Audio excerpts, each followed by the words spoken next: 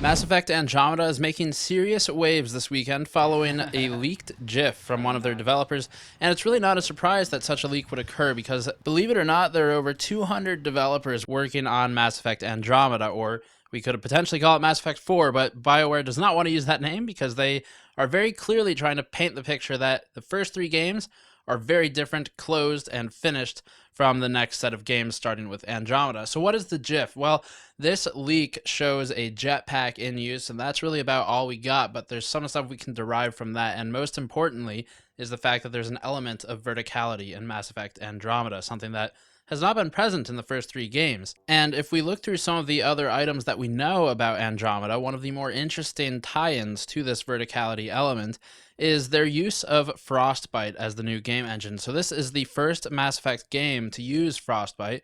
The first three used Unreal Engine 3, which of course is now sort of deprecated as 4 has taken over. But the shift to Frostbite is key, if only because, as we know from the Battlefield games and some other games that use it, it is specialized in sort of destructible or deformable elements within the game, normally buildings or terrain elements.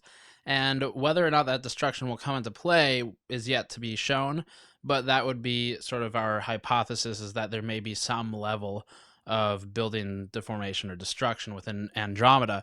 And in the very least, it's a new game engine, and it does act consistently with BioWare's gradual push into a more action-focused RPG than the first Mass Effect game, which was somewhat more aligned with KOTOR, and that it was more RPG driven than action driven, and that it's gotten progressively more action intensive, which isn't necessarily a bad thing. So the GIF does show a jetpack. It shows it being used. You can boost up in the air and do vertical movement, which is sort of cool, but that's about all we have right now. This again is a leak.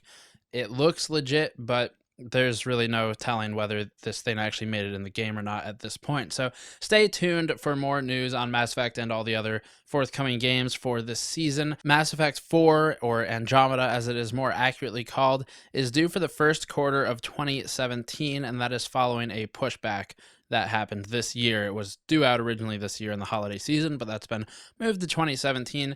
If you like this type of coverage, as always, hit the Patreon link in the post-roll video and help us out directly, or just subscribe and check out some of our cool stuff coming out later this week. We will see you all next time.